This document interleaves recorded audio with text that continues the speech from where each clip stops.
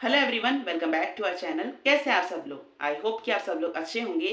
तो आज हम finally body fluids and circulation, जो कि फर्स्ट चैप्टर है हमारे ह्यूमन फिजियोलॉजी का, उसको आज कंप्लीट करने वाले हैं। तो आज हम पढ़ने वाले हैं regulation of cardiac activities, disorders of circulatory system and double circulation. हमने पूरा का पूरा ह्यूमन सर्कुलेटरी सिस्टम जो है पिछले लेक्चर्स में पढ़ चुका है। अगर आपने वो लेक्चर्स को नहीं देखा है तो मैं लिंक डिस्क्रिप्शन में डाल दूंगा, अब वहां से उसे चेकआउट करके देख सकते हैं। चलिए शुरू करते हैं आज का लेक्चर।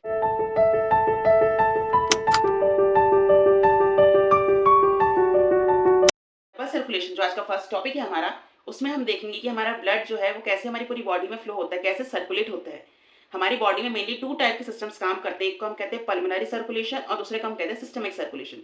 पल्मोनरी सर्कुलेशन जो होता है हमारा, वो मेनली लंग्स और हार्ट के बीच में होता है, और सिस्टमिक सर्कुलेशन पूरे हार्ट के अंदर जो हमारा ब्लड है वो कैसे पूरे की पूरे बॉडी में और टिश्यूज में फ्लो होता है, उसके बारे में हम जानेंगे। तो जो डबल सर्कुलेशन है उसमें सबसे ज्यादा हमारी हेल्प करती है हमारी ब्लड वेसल्स, जिसमें आ जाएगी हमारी आर्टरी, वेन्स एंड कैपिलरी। तो सबसे पहले उनके बारे में हम जान लेते हैं। जो हमारी ब्लड वेसल्स होती है वो तीन टाइप के हमारे सर्कुलेटरी सिस्टम में पाई जाती है। फर्स्ट आ जाएगा हमारा वेन, दूसरा आ जाएगा आर्टरी, तीसरी आ जाएगी हमारी कैपिलरी।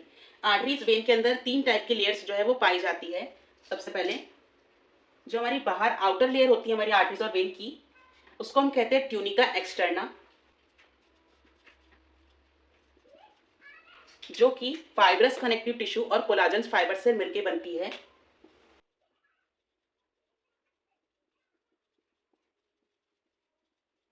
जो हमारी दूसरी लेयर होती है इसको हम कहते हैं middle layer of arteries and when, वो हमारी बनती है स्मूथ मसल और इलास्टिक फाइबर से। वो क्या करते हैं, जो हमारी आर्टरीज और वेन में ब्लड फ्लो हो रहा है उसको इलास्टिसिटी प्रोवाइड करते हैं, ताकि हमारा जो ब्लड है वो पूरे ऑर्गन्स और हार्ट तक बहुत तेजी से और स्मूथली फ्लो हो सके। जो मिडिल लेयर है तो हम कहते हैं ट्यूनिका मीडिया।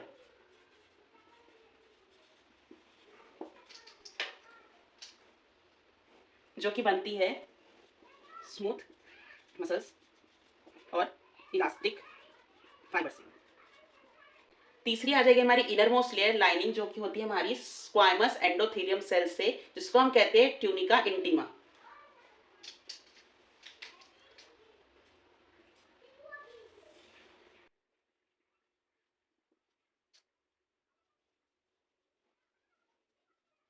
यहाँ पर एक आप डिफरेंस देख सकते हैं ट्यूनिका मीडिया के अंदर आर्टरीज और वेन की। जो हमारी मिडिल लेयर होती है वो वेन्स में थोड़ी पतली होती है और आर्टरीज में मोटी होती है। क्यों? क्योंकि जो हमारी वेन्स होती है वो सिर्फ हमारे हार्ट तक ब्लड को पहुंचाने का काम करती है, और आर्टरीज के अंदर जो ब्लड है वो पूरे बॉडी से कलेक्ट करती है और उसको वापस राइट एट्रियम में भेजने का काम करती है। इसलिए जो हमारी आर्टरीज का जो बीपी होता है, ब्लड प्रेशर, वो हमारी वेन से ज्यादा होता है। इसको लिख लेते हैं, बीपी इज हाई। और जो हमारी वेन्स का बीपी होता है, ब्लड प्रेशर, वो लो होता है। वेन्स के अंदर मेनली हमारी वॉल प्रेजेंट होती है और आर्टरीज के अंदर एब्सेंट होती है। ऐसे आप याद कर सकते हैं कि वेन्स के अंदर वी मतलब हो गई वेन्स, उसके अंदर वॉल्स प्रेजेंट होती है, और ए का मतलब होगा यहाँ पे एब्सेंट, जो कि आर्टरीज में एब्सेंट होती है। वॉल का काम हमने कल देखा था कि बैक फ्लो को रोकता है। अब वेन्स के अंदर पूरा का पूरा ऑक्सीजनेटेड ब्लड फ्लो करता है, उसमें कोई बैक फ्लो नहीं आना चाहिए। और आर्टरीज में क्या होता है, मेनली जो हमारा डीऑक्सीजनेटेड ब्लड है वो सिर्फ कलेक्ट करके राइट एट्रियम तक भेजना है, इसलिए यहाँ पे कोई भी वॉल्स प्रेजेंट नहीं होती है। Wall is absent, wall present. Veins क्या करती है, जो हमारी बॉडी है उसकी मेनली ऊपर सरफेस से पाई जाती है, और जो आर्टरी होती है वो डीप रूटेड होती है, डीप रूटेड, और ये आ जाएगी हमारी अप रूटेड। हमारी आर्टरीज है वो हमारे हार्ट से ब्लड लेके जाती है, और जो वेन है हमारे हार्ट तक ब्लड लेके आती है। Carry deoxygenated blood away from heart. और हमारी वेन्स क्या करेगी, हमारे हार्ट तक ब्लड टूवर्ड्स लेके आएगी हार्ट की। Carry blood towards heart. यहाँ तक आपको क्लियर है? तो हम बढ़ते हैं कैपिलरी की तरफ। जो हमारी कैपिलरी होती है वो हमारी आर्टरीज और वेन का क्या होता है, मिक्सचअप होता है। आर्टरी के अंदर क्या होगा, सबसे पहले आर्टरी जो है वो आर्टरियोल्स में ब्रेक डाउन होगी और कैपिलरी टिश्यू के पास जाएगी। वेन्स क्या करेगी, यहाँ से वेन्यूज में डिस्ट्रीब्यूट होगी और वो कैपिलरी टिश्यू के पास जाएगी। जहाँ पर ये दोनों आर्टरियोल्स और वेन्यूज का क्या होता है, मिक्सचअप होता है, जहाँ पे मिक्स होती है ये, इस टाइप के जंक्शन को हम कहते हैं एनास्थेमोसिस। ये क्या करेगी, जहाँ पर हमारी आर्टरीज और वेन्स जो होती है ब्लड नहीं पहुंचा पाती जो ऑर्गन्स और टिश्यू तक, वहाँ पर हमारी कैपिलरीज काम करती है। मेनली हमारी 20% बॉडी की जो वस्कुलर सिस्टम है उसमें हमारी कैपिलरीज पाई जाती है, जो कि माइन्यूट फाइबर्स टिश्यू होती है, जो कि बहुत ही पतली होती है। जहाँ पर ब्लड नहीं पहुंचा सकती हमारी आर्टरीज और वेन, वहाँ पे हमारी कैपिलरी जो है वो काम करती है। इनके अंदर भी हमारी जो लेयर होती है वो स्क्वाइमस एपिथेलियम की बनी होती है। नेक्स्ट टॉपिक हम पढ़ेंगे डबल सर्कुलेशन मेनली कितने टाइप के होते हैं। जो हमारा डबल सर्कुलेशन होता है, 2 टाइप के सिस्टम में हमारा डिस्ट्रीब्यूट होता है। फर्स्ट आ जाएगा हमारा पल्मोनरी सर्कुलेशन जो कि होता है हमारे हार्ट और लंग्स के बीच में। दूसरा आ जाएगा हमारा सिस्टमिक सर्कुलेशन जो होता है हमारे हार्ट और बाकी सारे बॉडी ऑर्गन्स के बीच में।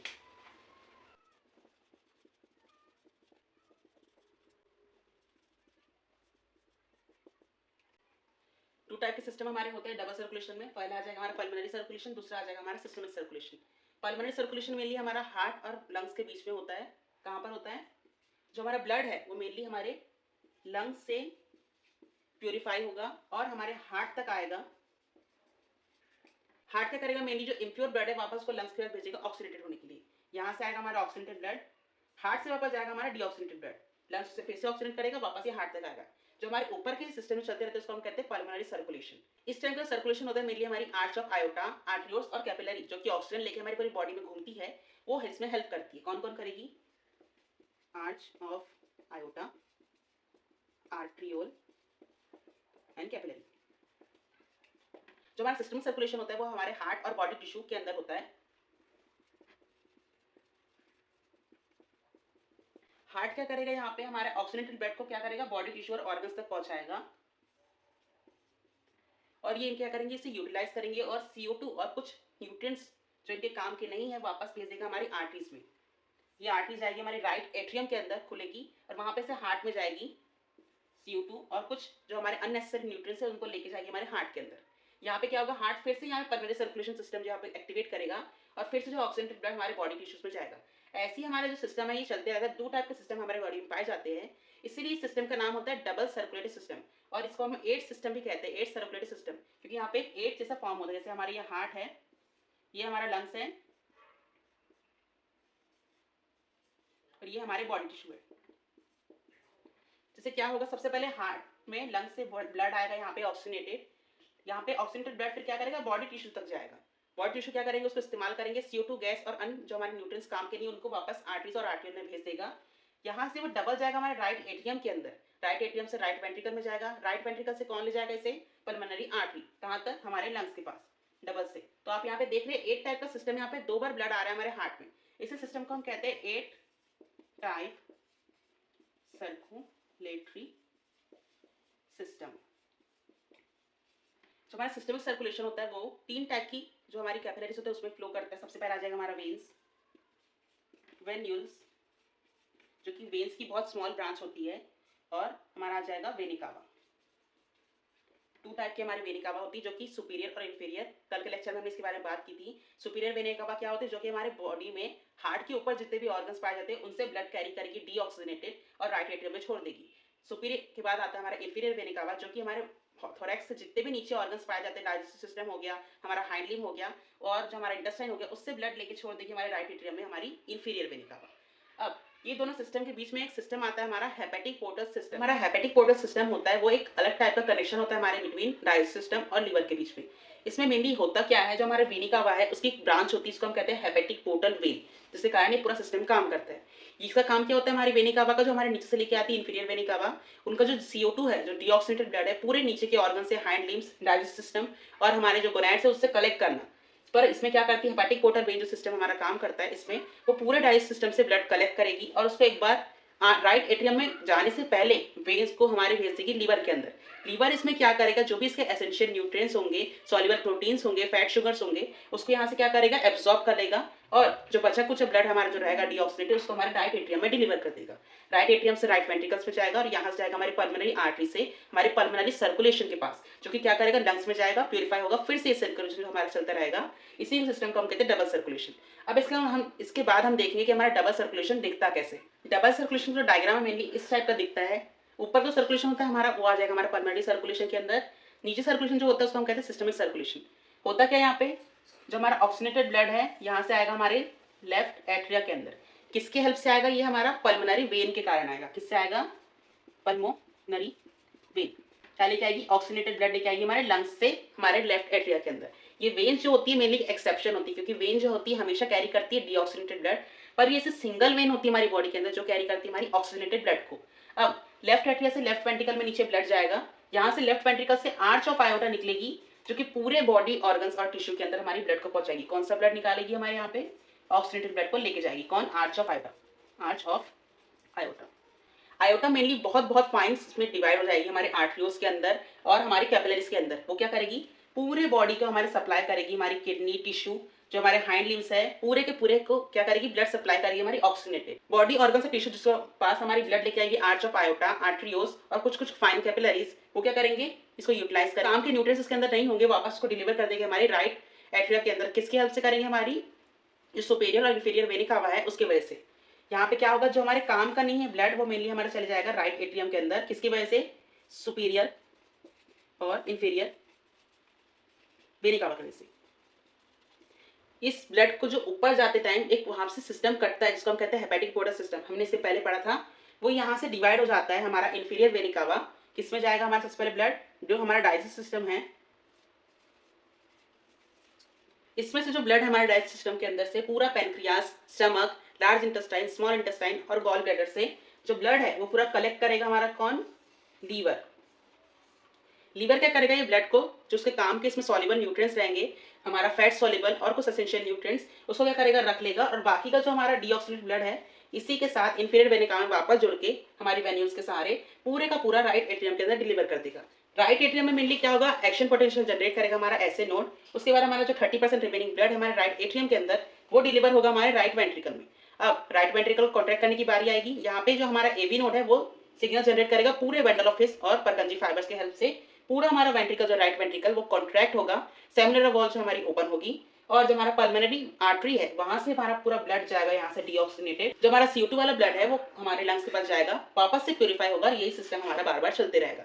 इसी टाइप का सिस्टम को हम कहते हैं सर्कुलेशन और 8 टाइप सर्कुलेटरी सिस्टम जो कि हमारी बॉडी में होता है। अगर आपको इस टॉपिक में कोई भी डाउट है तो आप नीचे कमेंट सेक्शन में लिख सकते हैं। इसके बाद हम पढ़ेंगे रेगुलेशन ऑफ हार्ट हमारा क्या होता है, मतलब कि हमारा हार्ट कैसे बीट करता है और कैसे इसका बीपी जो है हाई और लो होता है। नेक्स्ट हम पढ़ेंगे रेगुलेशन ऑफ कार्डिक एक्टिविटीज के बारे में कि हमारा जो हार्ट है उसकी जो हार्ट बीट है वो कैसे बढ़ती कम होती है, कैसे कार्डिक आउटपुट बढ़ता है और कम होता है। लास्ट लेसन में हमने पढ़ा था हमारे एसए नोड के बारे में जो कि क्या करता है? एक्शन पोटेंशियल जनरेट करता है विदाउट कोई एक्सटर्नल स्टिमुलाई, मतलब इसे किसी भी एक्सटर्नल स्टिमुलाई की जरूरत नहीं होती।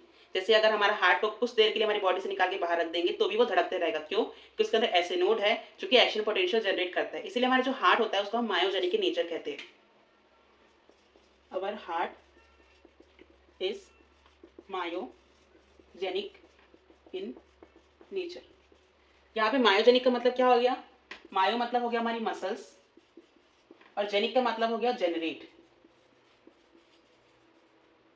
कौन सी मसल्स यहाँ पे जनरेट करती है? मेनली हमारे जो नोडल टिश्यू है वो मसल्स का फॉर्मेशन बनाते हैं जो कि हमारे एसए नोड के जरिए हमारे हार्ट को बीट कराने में मदद करती है। कौन? हमारा नोडल टिश्यू। क्या बनाता है? हमारा एसए नोड को एक्शन पोटेंशियल जनरेट करने में मदद करता है। एसए नोड को एक्शन पोटेंशियल जनरेट करने में मदद करता है। अब जो हमारा हार्ट होता है वो मेनली 2 टाइप के सिस्टम के कारण जो कार्डिक आउटपुट है और हार्ट बीट है वो बढ़ती कम होती रहती है। 2 टाइप के सिस्टम का नाम है, पहला आ जाएगा हमारा पैरासिम्पैथेटिक, पैरासिम्पैथेटिक, दूसरा आ जाएगा हमारा सिंपैथेटिक। पैरासिम्पैथेटिक और सिंपैथेटिक जो हमारा सिस्टम है मेनली हमारे न्यूरल सिस्टम के एक ऑटोनॉमिक नर्वस सिस्टम के पार्ट्स हैं, ब्रांच है उनकी दोनों। ये पैरासिम्पैथेटिक सिस्टम में मेनली क्या होता है? जो हमारा कार्डिक आउटपुट और हार्ट रेट है वो स्लो होता है, स्लो डाउन हो जाता है। कार्डिक आउटपुट और heart rate is low. Sympathetic system में क्या होता है? मेनली हमारा जो कार्डिक आउटपुट है हार्ट रेट है वो बढ़ जाता है। Cardiac output and heart rate increases. तो हमारा पैरासिम्पैथेटिक और सिंपैथेटिक सिस्टम होता है उसमें एक कॉमन डिफरेंस होता है। जो हमारा सिंपैथेटिक सिस्टम होगा ये हमारा स्ट्रेस और शॉक में काम करेगा, इसीलिए हमारी जो हार्ट बीट है और कार्डिक आउटपुट है वो बढ़ जाएगा। जैसे अचानक आपके पीछे शेर पड़ गया, कुत्ता पड़ गया, सबसे पहले आपको क्या होगा? जो हमारा प्यूपल है वो क्या करेगा? डायलेट हो जाएगा और जो पूरा का पूरा ब्लड हमारा 80% बॉडी का वो हमारे हाइंड लिम्ब में चले जाएगा। दिमाग को उस टाइम कुछ सोचने समझने की जरूरत नहीं होती है, इसलिए उस टाइम ब्लड जो है दिमाग में कम जाएगा और जो पूरा का पूरा ब्लड हमारी बॉडी का हार्ट से पूरा हाइंड लिम्स में चले जाएगा। क्योंकि अब तुम भागोगे तुम्हारा जो हार्ट है हार्ट बीट वो बढ़ जाएगा, कार्डिक आउटपुट भी इसका हमारा हाई हो जाता है। इसलिए सिंपैथेटिक नर्वस सिस्टम जो है हमारा शॉक में काम करता है। कब काम करेगा? शॉक और स्ट्रेस में काम करता है। जो हमारा पैरासिम्पैथेटिक नर्वस सिस्टम है वो हमारा रेस्ट और स्ट्रेसफुल कंडीशन जब हमारी पूरी खत्म हो जाएगी, जब आप घर के कुत्ते से भाग के वापस घर आ जाएंगे उस टाइम पे ही काम करेगी। पैरासिम्पैथेटिक सिस्टम जो है हमारा, वो हमारा काम करेगा रेस्ट कंडीशन में। जब हम रेस्ट पे होंगे, खाना खाने के बाद मेनली सबसे ज़्यादा हमारा पैरासिम्पैथेटिक सिस्टम जो है वो काम करता है। हमें आलसी आती है, क्यों होती है? क्योंकि हमारा जो पूरा का पूरा ब्लड है वो डाइजेस्ट सिस्टम में चले जाता है हमारा खाने को पचाने के लिए। उस टाइम पे हमारा पैरासिम्पैथेटिक सिस्टम सबसे ज़्यादा एक्टिवेट करता है जब हम लंच कर लेते हैं या डिनर कर लेते हैं। तो यहाँ तक आपको क्लियर है? अगर आपको इसमें कुछ भी डाउट है तो आप कमेंट सेक्शन में नीचे पूछ सकते हैं। जो हमारा सिस्टमिक न्यूरल सिस्टम है उसमें एक और पार्ट आता है हमारा एड्रेनल मेडुला का, एड्रीनल मेडुला, जो कि हमारे पिरामिड लाइक स्ट्रक्चर होता है हमारे किडनी के ऊपर, जो कि क्या करेगा, ये भी मेनली हमारा स्ट्रेस, फ्लाइट, फाइट और फियर, जब हमें डर लगेगा, स्ट्रेस होगा या फिर हम किससे लड़ाई करेंगे, उस टाइम पे हमारा सिस्टमिक सर्कुलेशन जो है वो फास्ट हो जाएगा। जैसे आप किससे लड़ाई कर रहे हैं उस टाइम आपका जो ब्रेन है उसमें भी 20% 30% ब्लड जाएगा, पर बाकी जो हमारा ब्लड है वो किसमें जाएगा, हमारे हाथ पैर में। हाथ पैर चलाएंगे तभी तो हम लड़ाई जीतेंगे, वॉर जीतेंगे।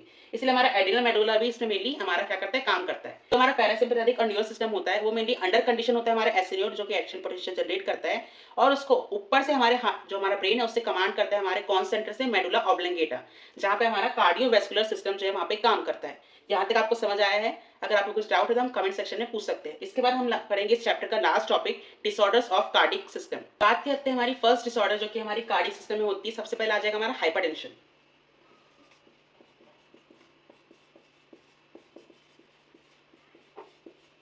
हाइपरटेंशन पढ़ने से पहले सबसे पहले हम बात करते हैं डिसऑर्डर जो कि सर्कुलर सिस्टम में होती है। सबसे ज्यादा कॉमन होती है हमारी एडल्ट एज में, 18 से 26 के एज में। Disorder is more common in 18 to 25 year. इस एज में मेनली हमारे जो हार्ट के अंदर डिजीज होती है वो बहुत ही ज़्यादा कॉमन होती है। अब हाइपरटेंशन के बारे में पढ़ते हैं। मेनली हमारा जो ब्लड प्रेशर होता है, जो हमारा 120/80 mmHg का होता है। 120 क्या हो जाएगा हमारा, ये आ जाएगा हमारा सिस्टोलिक प्रेशर, ये हो जाएगा हमारा 80 डायस्टोलिक प्रेशर। जो हमारा सिस्टोलिक प्रेशर होता है वो क्या करता है, मेनली हमारे हार्ट को कॉन्ट्रैक्ट करने में, मतलब ये कॉन्ट्रैक्शन की पावर जो हमारे हार्ट की 120 होती है, और रिलैक्सेशन की पावर को हम क्या कहते हैं, डायस्टोलिक, जो कि रिलैक्सेशन की पावर होती है। इससे ज्यादा हमारा हार्ट जो पावर नहीं ला सकता हमारे रिलैक्सेशन के लिए। पर क्या होगा अगर हमारा जो हार्ट प्रेशर है इससे ज्यादा हो जाए, मेनली हमारा हो जाएगा 140/90 mmHg। ये हमारे हार्ट रेट का जो फ्लो है 120 mmHg और 80 mmHg से हमारा हार्ट जो है पूरे ब्लड को फ्लो कराता है हमारी बॉडी में। पर क्या होगा अगर 140/90 mmHg हमारा ब्लड चले जाए तो क्या होगा, जो हमारा हार्ट है बहुत स्पीड से बीट करेगा हमारी आर्टरीज के अंदर। उससे क्या होगा, जो हमारी हार्ट की आर्टरीज है वो डैमेज होने लगेगी, और जो ब्लड है, जो हमारे वाइटल ऑर्गन्स है, वाइटल ऑर्गन्स समझ लीजिए किडनी, ब्रेन, इनको क्या करेगी, वाइटली डैमेज कर देगी, डिफेक्ट कर देगी इनको। क्यों करेगी, क्योंकि सबसे ज्यादा तेज से ब्लड जाएगा हमारी किडनी के ऊपर। किडनी में क्या होते हैं, मेनली हमारे नेफ्रॉन्स होते हैं जिसके ऊपर होता है हमारा बॉमन्स कैप्सूल। अगर उसमें बहुत ज्यादा तेज से ब्लड जाएगा तो क्या होगी, वहाँ की जो बॉमन्स कैप्सूल की जो वॉल है वो फट जाएगी। वहाँ पे क्या हो जाएगी, हमारी आर्टरीज ब्रेक हो जाएगी, वहाँ पे हमारा ब्लड फ्लो होना चालू हो जाएगा। वैसे ही ब्रेन के अंदर भी होता है। ब्रेन के अगर कोई भी आर्टरीज डैमेज होगी वहाँ पे बन जाएगा क्लॉट, और हमें ब्रेन ट्यूमर की बीमारी हो सकती है। हाइपरटेंशन जो है मेनली बहुत ही कॉमन कंडीशन है हमारे सर्कुलर सिस्टम के अंदर, जो कि बहुत सारे इंडियंस में भी पाई जाती है। सेकंड आ जाएगा हमारा CAD, जिसको हम कहते हैं कॉरोनरी आर्टरी डिजीज।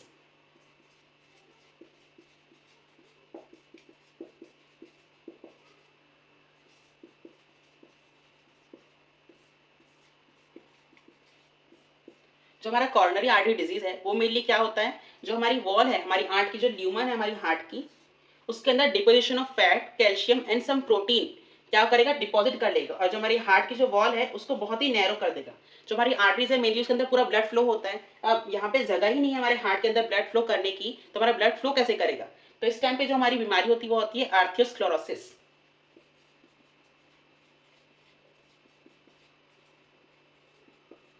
जो लोग बहुत ज्यादा घी चावल और मीठा खाते हैं उनको ये मेनली बीमारी जो होती है CAD की होती है। और ये बीमारी ऐसी है कि मतलब एक बार स्टार्ट हो गई तो मेनली सिर्फ ऑपरेशन के जरिए इसको जो वॉल है हमारी हार्ट के अंदर जो कैपिलरीज उसको क्लीन किया जा सकता है, और कोई यहाँ पे सिस्टम नहीं कि इसको एक्सरसाइज से ठीक किया जा सके। किसी कारण होता है यहाँ पे deposition of fat, sugar and calcium. Coronary arteries में क्या होगा, जो हमारी हार्ट की जो ट्यूमर है वो और धीरे धीरे धीरे क्या हो जाएगी, बंद हो जाएगी। हमारा जो ब्लड इससे अंदर से फ्लो नहीं हो पाएगा, और जो हमारे हार्ट तक और बाकी जो हमारे वाइटल ऑर्गन्स हैं उन तक इवन जो हमारा इनफ ऑक्सीजन है वो पहुंच नहीं पाएगा। उससे क्या होगा, वहाँ के भी जो सेल्स और टिश्यू है वो डैमेज होने लगेगी। इसके बाद हम पढ़ेंगे हमारा नेक्स्ट टॉपिक एंजाइना पेक्टोरालिस के बारे में। इसका जाएगा हमारा एंजाइना पेक्टोरालिस। जो पेक्टोरालिस मसल होती है वो हमारी जस्ट हार्ट के ऊपर चेस्ट की मसल होती है। अगर इसके अंदर इनफ ऑक्सीजन का ब्लड ना पहुंचाया जाए, जो हमारे टिश्यूज है वो मरने लग जाएंगे उनको अगर इनफ ऑक्सीजन नहीं मिलेगा। और यहाँ पे हो जाएगा हमारा एक्यूट चेस्ट पेन। अगर हमारे सेल्स और टिश्यू को अगर इनफ ऑक्सीजन नहीं मिला तो वो क्या करेंगे, मरने लग जाएंगे। और वहां पे आपको एक्यूट चेस्ट पेन होगा, बेपनाह दर्द होगा। और इसी दर्द को हम कहते हैं एंजाइना, जो कि पेक्टोरालिस मसल के अंदर होती है। It's more common in elderly age. मतलब कि 18 to 23 के बीच में ये बहुत ज्यादा कॉमन होती है ये वाली बीमारी एंजाइना पेक्टोरालिस की। लास्ट डिसऑर्डर होते हैं हमारी सर्कुलेटरी सिस्टम की, हमारी हार्ट फेलियर।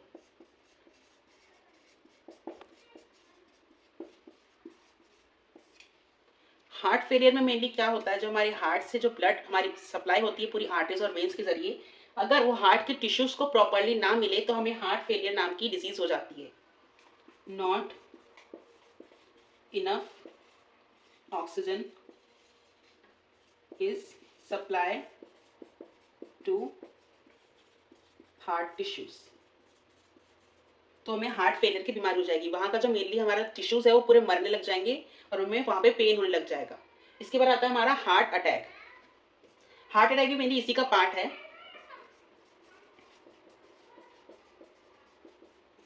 जब हमारी जो एक्यूट चेस्ट पेन होता है, जब हम इनफ ऑक्सीजन हमारे टिश्यूज तक नहीं पहुंच पाते, वहाँ के सेल्स क्या होंगे, डैमेज हो जाएंगे और हमें हार्ट अटैक हो जाएगा। Damage of heart cell and tissue, किसकी वजह से, अगर इनफ ऑक्सीजन इनको मिले तो वहाँ के जो सेल्स है वो हार्ट के वो डैमेज हो जाएंगे। जो हार्ट अटैक होता है और कार्डियक अरेस्ट होता है मेनली वो अलग अलग होता है, एक नहीं होता है। हार्ट अटैक में क्या होता है, जो हमारे सेल्स है हार्ट के वो डैमेज हो जाते हैं, उसके कारण हमारे हार्ट में पेन होता है, चेस्ट में पेन होता है। और जो कार्डियक अरेस्ट है, कार्डियक अरेस्ट, इसमें जो हमारा हार्ट है वो सडन बीट करना बंद कर देगा, ना हम रेस्पायर कर सकेंगे और ना हमारा हार्ट बीट कर सकेगा। स्टॉप बीटिंग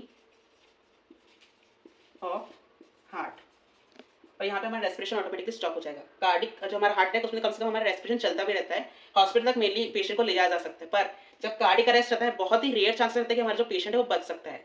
इसका भी सेम हमारा कारण होता है हाइपरटेंशन का और सीओडी और हार्ट फेलियर, जो कि हमारा इनफ ऑक्सीजन हार्ट तक नहीं पहुंचा पा रहा है। ये दोनों डिफरेंस आपको समझ आया, ये मेनली बहुत ज्यादा इंपॉर्टेंट होता है, क्वेश्चंस इससे आते हैं एग्जाम में। डिफरेंस बताइए हमें कार्डिक अरेस्ट और हार्ट अटैक के बीच में।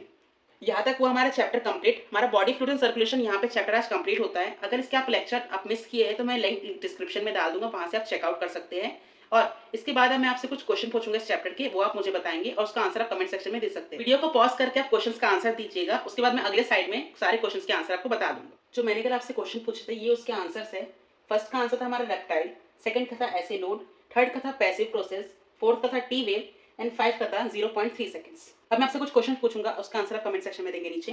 Cardio regulatory system is present in our body, कहाँ पे हमारी बॉडी में पाया जाता है? Option number 1 medulla oblongata, second SA node, third adrenal medulla, fourth आ जाएगा हमारा मिड ब्रेन। सेकंड क्वेश्चन आ जाएगा smooth muscle and elastic fiber are present in which layer, कौन सी लेयर है हमारी आर्टरी और वेन के अंदर जिसमें हमारी स्मूथ मसल और इलास्टिक फाइबर्स होती है। फोर्थ क्वेश्चन आ जाएगा हमारा which heart disease causes high blood PP lead to affect our vital organs, brain and kidney? Option number A angina, second is leukemia, third is hypertension and fourth is coronary artery disease. Fifth question आ जाएगा हमारा which ANS system is activated in stressful or in shock condition? Option number first आ जाएगा हमारा parasympathetic nervous system, second आ जाएगा visceral nervous system, third आ जाएगा somatic nervous system and fourth आ जाएगा नन ऑफ दिस। तो ये लेक्चर कैसा लगा कमेंट सेक्शन में जरूर बताइएगा।